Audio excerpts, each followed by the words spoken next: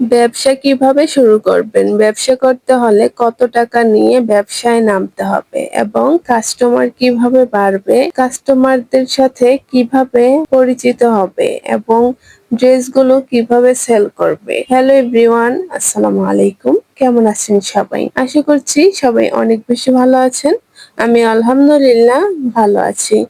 আজকে খুব সুন্দর একটি ভিডিও নিয়ে হাজির হয়ে গেলাম। অনেক আপুরাই আমার থেকে জানতে চায় যে আপু, আপনি যে বিজনেসটা শুরু করেছিলেন, তো প্রথমে আপনি কত টাকা দিয়ে বিজনেসটা শুরু করেছিলেন এবং আপনি কাস্টমারদের সাথে কিভাবে পরিচিত হয়েছেন এবং ড্রেসগুলো কিভাবে সেল করতে পেরেছেন, এটা আমাদেরকে ক্লিয়ার করে বলবেন।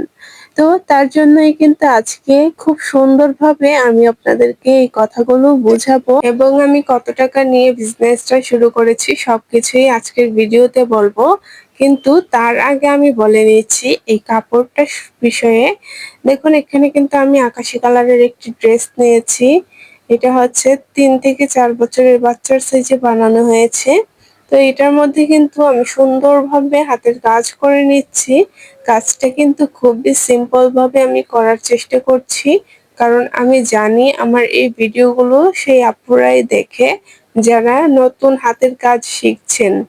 তাদের কথা ভেবেই কিন্তু আমি এই কাজগুলো খুব সহজভাবে করে থাকি, যেন আপনারা আমার এই কাজগুলো দেখে সহজভাবে এই কাজগুলো শিখে নিতে পারেন। তো দেখুন, আমি কিন্তু সবুজ কালারের সুতা দিয়ে কাঁথা সেলাই করেছি ডালের মধ্যে। তারপর এখন আমি পাতার কাজটি করে নিচ্ছি। পাতার কাজের মধ্যে কিন্তু এখানে আমি ফিশবোন স্টিচ সেলাই ইউজ করেছি। সুতাটা হচ্ছে সুতি লাচ্ছি সুতা এবং এখানে 2 তার সুতা নিয়েছি। 2 তার মানেটা অনেকেই বুঝে না। 2 তার হচ্ছে আমি 2 গুণ সুতা নিয়েছি সেলাইটা করার জন্য। তো এটাকেই আমি 2 তার সুতা বলে থাকি। তো দেখুন, আমি কিন্তু খুব সুন্দরভাবে ফিশবোন স্টিচ সেলাইটা দিয়ে পাতার কাজটা কমপ্লিট করে নিচ্ছি। আপনারা যখন ফিশবোন স্টিচ দিয়ে সেলাইয়ের কাজটা করবেন তখন একটু ঘন করে দেওয়ার চেষ্টা করবেন, তাহলে দেখবেন কাজটা অনেক বেশি ভালো হবে। তো দেখুন, আমার ডাল এবং পাতার কাজটা সুন্দরভাবে কমপ্লিট হয়ে গেছে। এখন আমি ছোট ছোট কিছু পাপড়ি করব। দেখুন, ফুলের মধ্যে আমি কিছু পাপড়ি করে নিচ্ছি। তা আমি প্রত্যেকটা ফুলের পাপড়ির মধ্যে কিন্তু 2 বার করে শার্টিন স্টিচ সেলাই করেছি। এতে করে কিন্তু খুব সুন্দর একটি ফুলের সাইজ চলে আসে এবং দেখতেও কিন্তু অনেক বেশি ভালো লাগে। এটা কিন্তু আহামরি কঠিন কোনো কাজই না, খুবই সহজ এবং সিম্পল।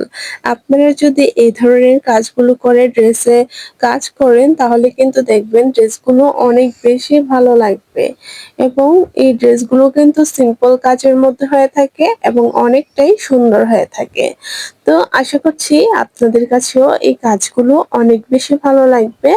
দেখুন, আমি কিন্তু ডিপ ম্যাজেন্ডা কালার সুতা দিয়ে এই ফুলের কাজটি করে নিচ্ছি। এখানেও কিন্তু আমি 2 তার সুতা ইউজ করেছি।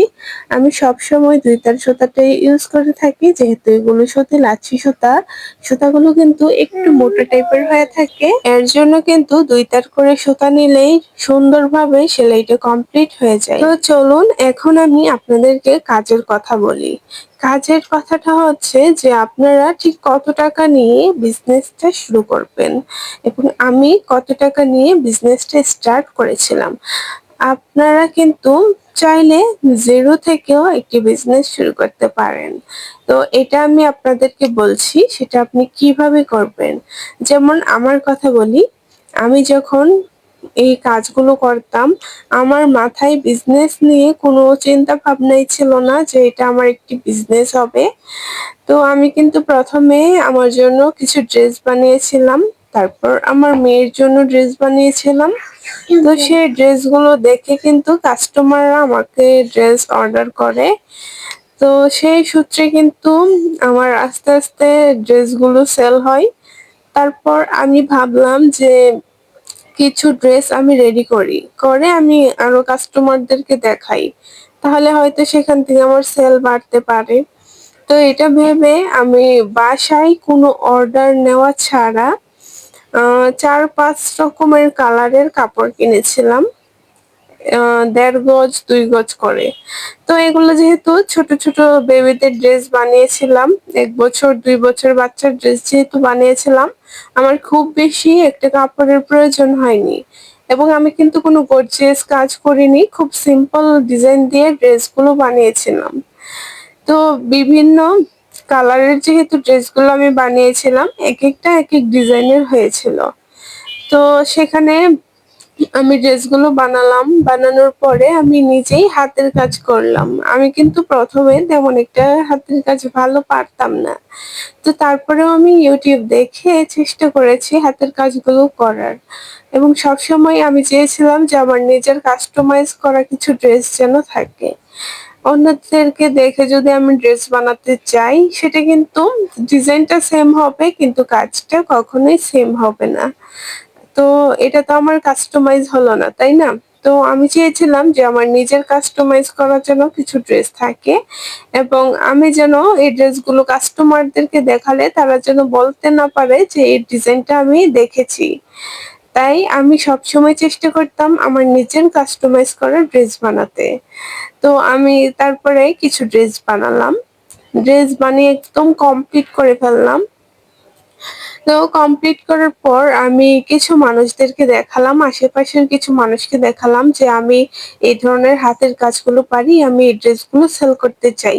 তো অনেকেই আমাকে অনেক ধরনের পরামর্শ দিল। অনেকে বলল যে এগুলো মার্কেটে নিয়ে সেল করো, তাহলে ভালো প্রাইসে সেল করতে পারবে। মানে এরকম টাইপের কিছু পরামর্শ অনেকেই দিল। তারপর আমি কি করলাম যে তাদের কথাটা শুনে আমি মার্কেটে গেলাম। গিয়ে আমি আসলে এগুলো সেল করতে পারলাম না। কেন পারলাম না সেটাও বলছি।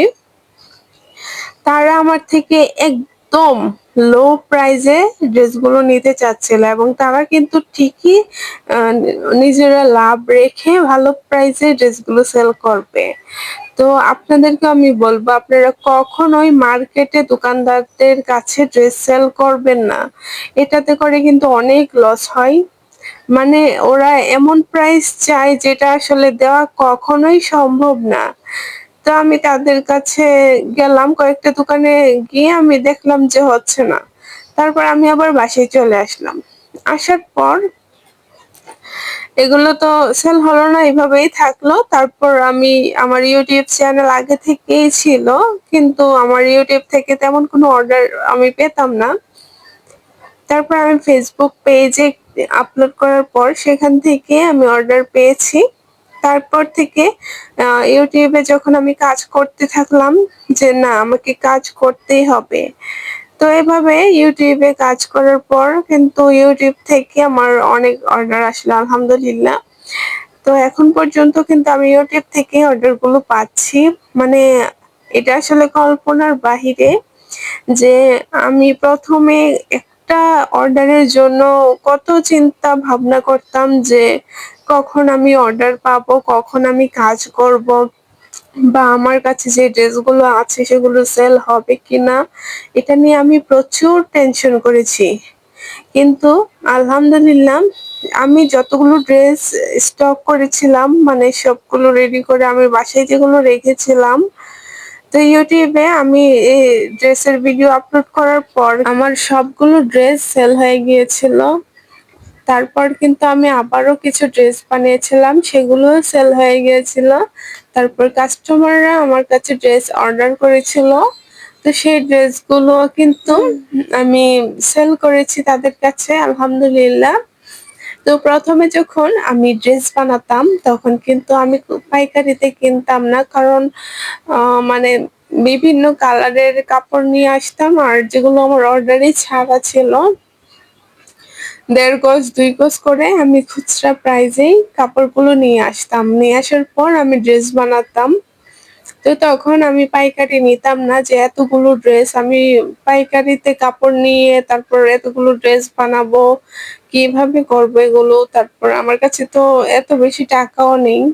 তো সবকিছু চিন্তা ভাবনা করে আমি আ ১.৫ গজ ২ গজ করে কালার কাপড় নিয়ে এসে তারপর আমি কিছু ড্রেস বানিয়েছিলাম। তো আপনারাও কিন্তু চাইলে এভাবে এই ড্রেসগুলো বানাতে পারেন এবং আপনাদের যে এই বিজনেসটা করতে হলে খুব বেশি টাকার প্রয়োজন বিষয়টা কিন্তু একদমই এরকম না। আপনারা খুব অল্প প্রাইসে এই কাজগুলো শুরু করতে পারেন, অথবা আপনি নিজের জন্য ড্রেস বানাতে পারেন, অথবা আপনার যদি বেবি থেকে থাকে তার জন্য ড্রেসগুলো বানাতে পারেন।